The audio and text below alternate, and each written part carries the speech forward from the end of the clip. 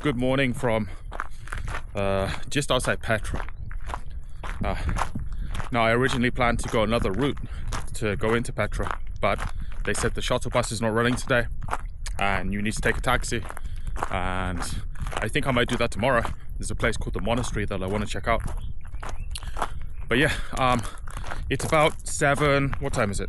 7 o'clock in the morning, 7:30 in the morning, and it's cold. It's maybe 3 or 4 degrees. It's interesting, yesterday in the town called Wadi Musab, I was eating dinner, and the owner, he said like 70-80% of tourists are gone. And I thought, you know, when I was traveling in Oman and the Dead Sea, I thought that maybe that was because, no, it's winter, it's cold. He said, no, it's not that, it's the war in Gaza. So, no good if you're a business owner here. You know, business is not good. The hotels are empty. But if you want to see Petra with fewer tourists, now is probably the best time to do it. So let's check it out.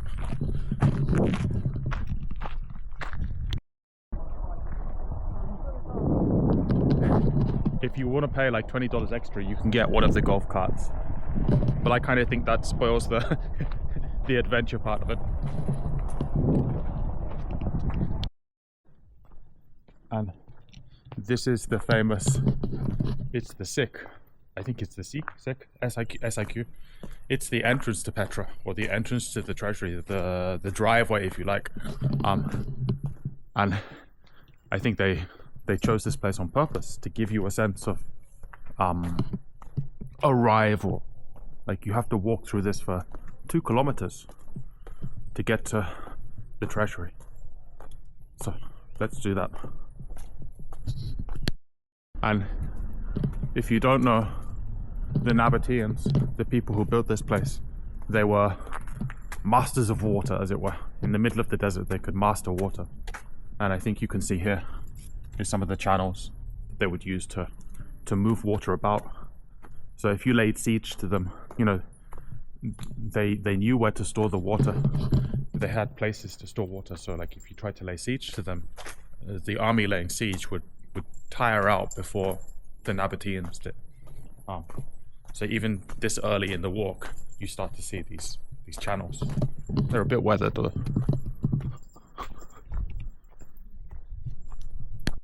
If you look closely, you'll sometimes see, well, you don't have to look so closely, but you'll see carvings in the rocks.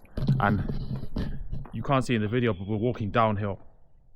So the channel, I guess the water would have come from the town where I'm staying, called Wadi Musab, and it would have flowed down towards the city center of Petra, I guess.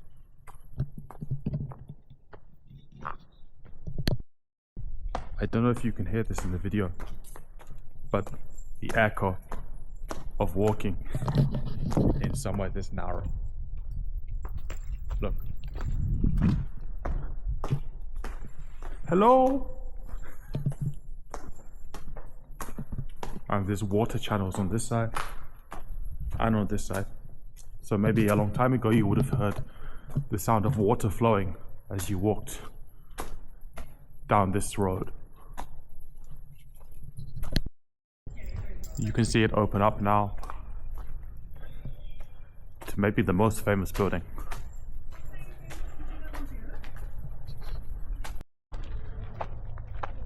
I have to say, it's a lot bigger than it looks like on TV or in the books.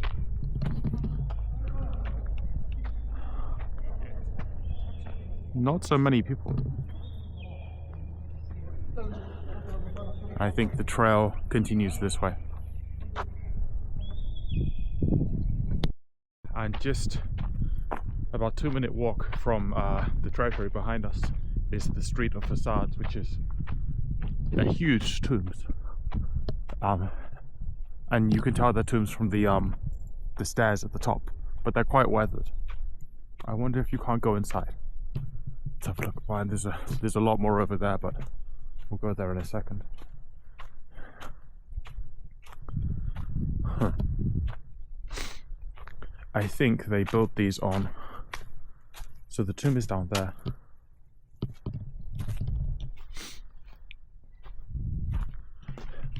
I saw this in Saudi, in Hegrid too. They sometimes build the tombs up or down. Or maybe this was ground level before, but the sand has covered it up. But I think you can go inside this tomb.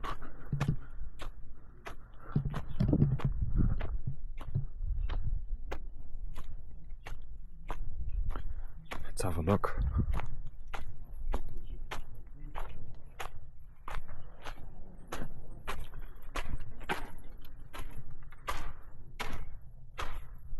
Oh, I don't know if you can see anything. Oh, you can. Okay. I think you can. These were the tombs, I guess, and they covered them up with a stone. They're bigger than the ones I saw in Hegrid. In Hegrid, they'd have them kind of like alcoved in the wall. And they would have had a stone door at the entrance. You can kind of see where they would have had the door. This one here, the guide in Hegrid told me that they would start making these tombs from top to bottom. And so perhaps this one they started and then they didn't finish for whatever reason. There was a tomb I saw and they started at the top, but they didn't finish at the bottom, so they didn't even bother to finish to take away the scaffolding. The tomb's half finished because the guy died and he couldn't pay. So yeah.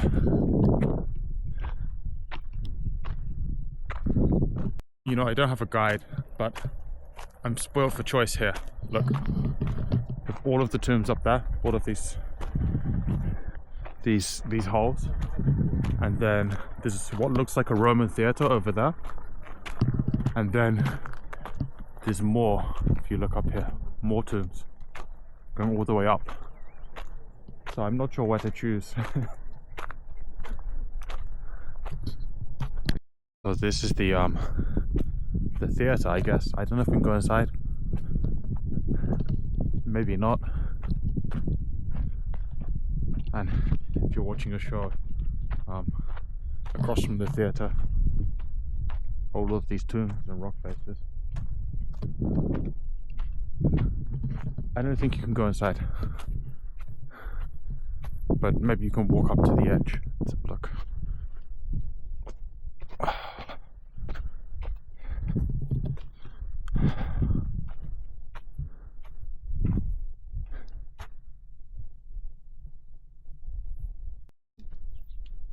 So, look at this tree. I kind of regret coming out this early because when the sun's not out, it's cold. It's really cold. But I've come to this place. I think it's called the Colonnaded Street.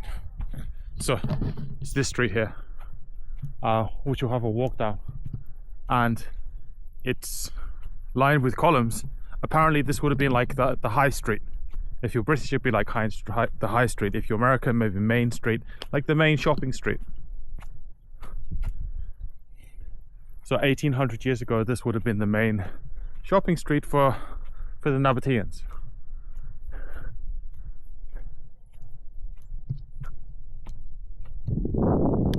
I don't know, but I think these stones, judging by the fact that half of them are missing, they might be the original stones, the original road stones. I don't know, but I think I'm almost coming to. When you come to Petra on the website, it will list the trails that you can go on, and there's like 30 trails. There's a lot, but the main trail is the one that I'm on now, the one that I'm doing today, and I think I'm almost at the end of that. Maybe it's somewhere up ahead, but then you've got to walk back. So, reading the sign, this is the street we just came down, the Colonnaded Street, the high street. This is supposed to be the biggest building in Petra. I don't know what's left. Let's have a look.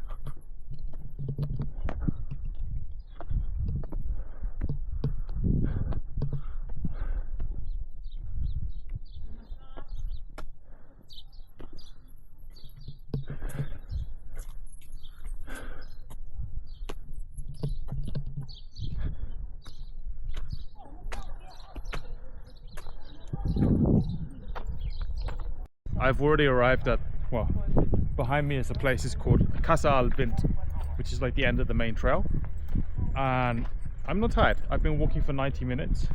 So I'm gonna head up to the monastery, which I think is another hour and a half.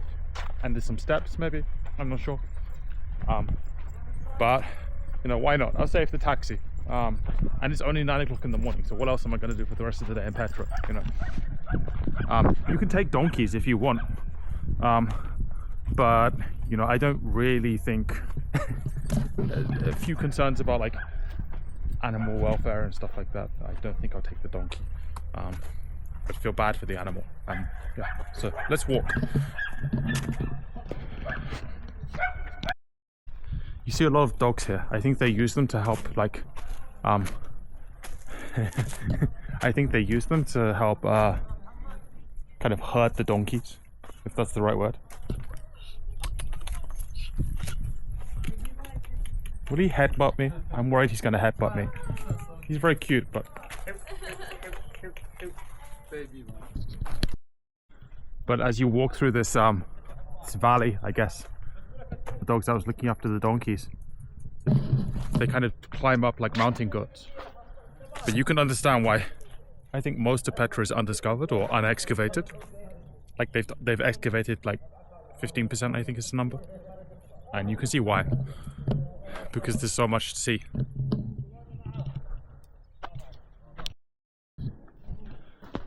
So when you start walking on the steps, you start to warm up, especially under the sun.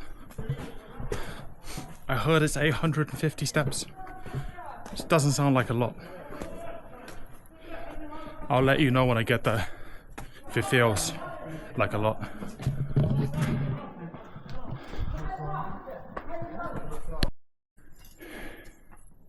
Good donkeys. You want to ride the donkey up? No, thank you. Thank you, dear. For the lady. Anyone? Oh, don't worry. Don't worry, be happy.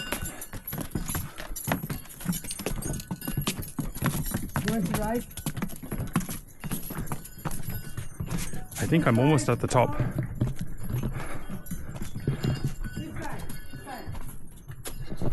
Way up, you walk through these like stores like this, and there's some ladies making tea. Say, come drink tea. Or maybe they say you made it, but they've been saying that for the past, I don't know, kilometer or so. But I think now I really did make it. I think. Let's have a look.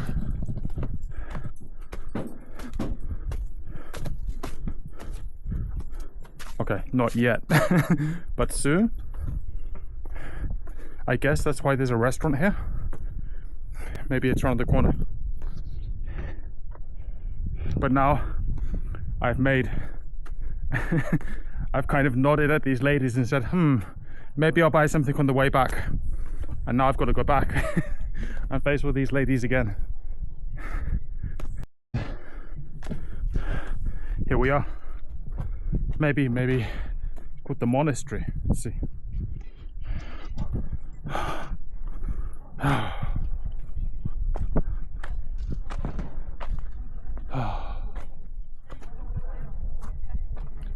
Wow, that is more spectacular than the other building even. And not so many people. There's something up there that says view. I think the view here is good enough, to be honest. So it's now like 9:45. It took, what time did I get in here? 7:30. Took just over 2 hours to get here. And I guess 2 hours back. It's not bad, but on the way back, maybe I just have to stop and talk to some ladies about some trinkets or curios. We'll take some pictures now, because at least the sunlight. But the viewpoint is apparently free, which makes me suspicious, but look. There's like free. I bet it's not free. I bet it's not. Let's see.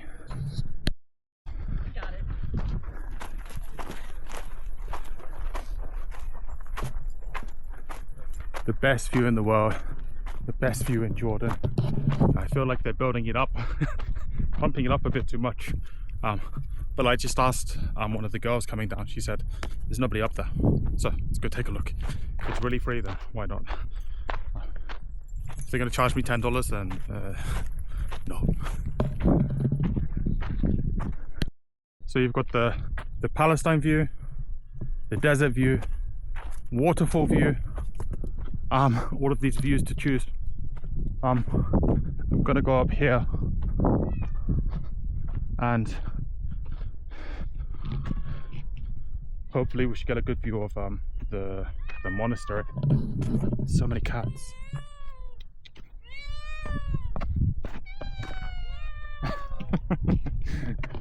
It's a sound you hear a lot in Jordan, and all of the cats are very you know, they're very friendly. They're not afraid of people.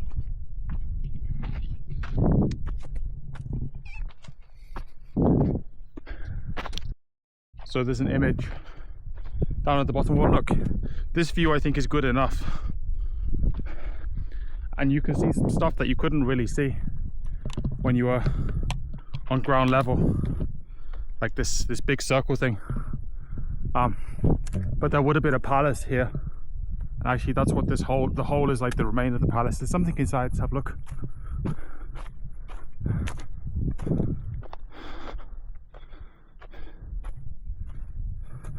It's a shame that there's graffiti, not ancient graffiti.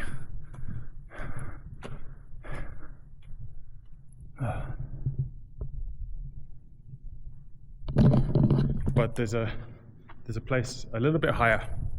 See if we can see Palestine, or whatever it was they were promising.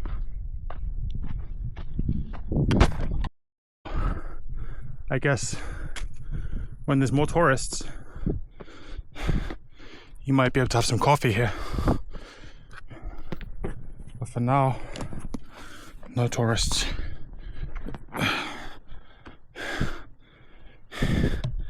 That's the view. It's pretty spectacular.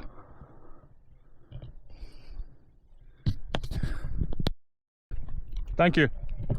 So this little boy, he said, "You're wearing it wrong, the headscarf."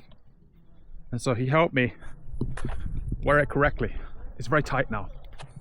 Almost I can't put on my sunglasses. And I was reluctant because I thought he's going to ask me for money. No, I'll do it for free. Okay. But I don't think I can do it the same way a second time.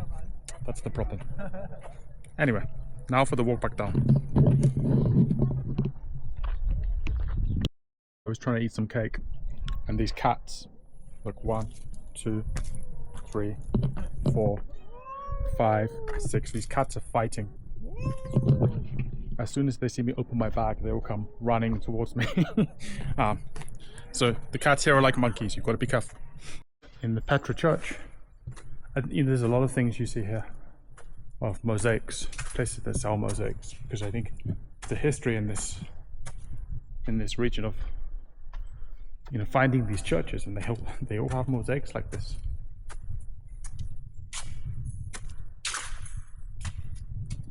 And I guess the writing is Greek, because here is the Eastern Orthodox brand of Christian, being the Byzantine Empire.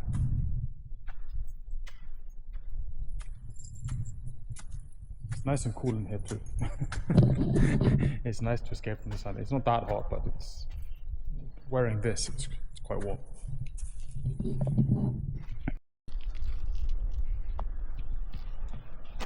So somewhere at the top of these rocks, there's a place called the Royal Tombs, and this is on my way out.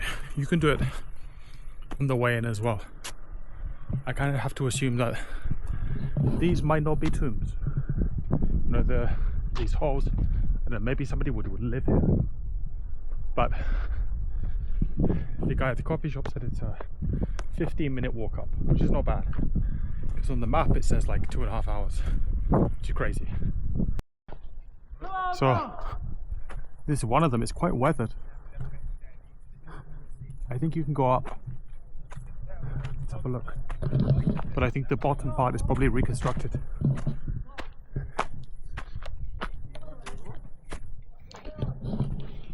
One thing in Petra is you have to be asked like dozens and dozens of times, do you wanna buy something? 1 dinar only. Would you like to buy a rock? Would you like to buy this or that, or ride a donkey? But it's okay, they're not persistent.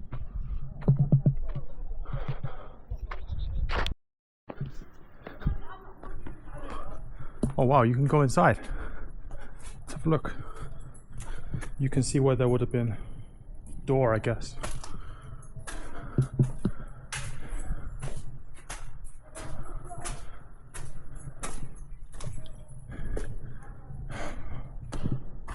Oh. Look, there's different rooms. It's like a suite. It's one. And it almost looks like paintings. You know, on the walls it looks like paintings, but it's not. It's just the sandstone, I think. Or maybe this would have gone through to the main room, the main chamber. So you can tell it's like a really rich and important person that you have this suite.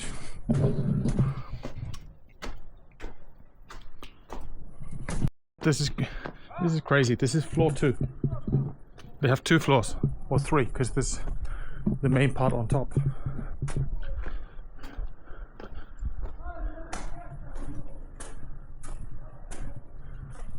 Maybe never used.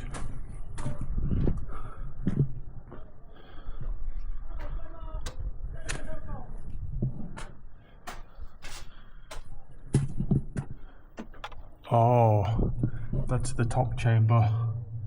Oh, that's just the same chamber that we were in just now. This is a pretty mega tomb. It's been weathered quite badly though.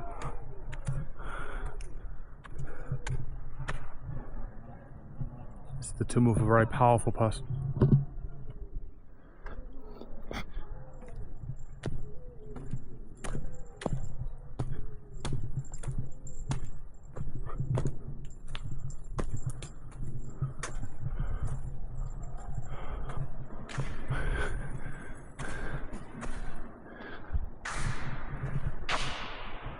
Wow. The ceiling almost looks like it's been painted.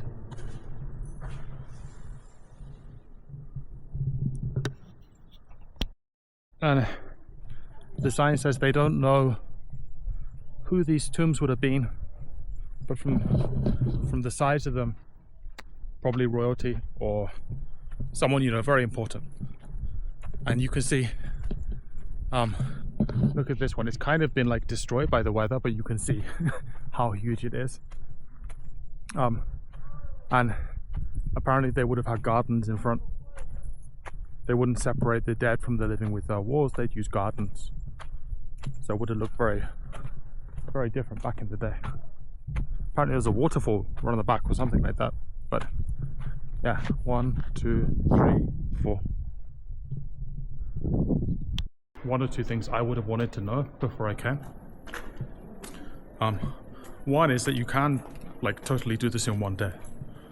No, you can't do everything, but you can do like the main things. You can do the monastery and things. The time now it's 1:30. So since 7:30 this morning I've walked there and back and gone to the royal tombs. You can do it all. If you buy a ticket for this place for 1 day, I think it's like 50 dinars, which is like $70 or $80. It's quite expensive for 1 day. And then 2 days is like incrementally more. It's not much more expensive. But if you buy the Jordan Pass is $100. It waives the visa fee for Jordan, which is 40 dinars, it's like $70. And it gives you access to this and to all of these other places in Jordan for basically free. Not for every place. There's a few places where it didn't work. They didn't take the Jordan Pass, which is a bit annoying, but yeah. So yeah, Petra in 1 day. it's doable. The other nice thing about Petra is you can really kind of get the sense that you're exploring. Like you can just go into the tombs. There's nothing really like fencing them off. Okay, you can't go into the treasury like the most famous buildings, but everything else is pretty much open. So you really get the sense that you're